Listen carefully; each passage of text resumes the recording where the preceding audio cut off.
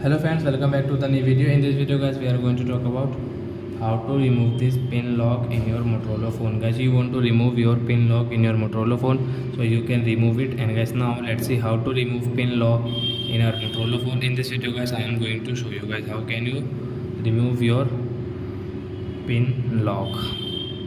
So well, first of all, open your phone setting to remove your pin lock. Then guys, scroll it. Security setting guys, tap here. Screen lock. Enter your pin guys. And guys, you can see your swipe option. So guys, tap here and guys, yes, remove. Then guys, this pin lock will remove. And guys, you can see there is no any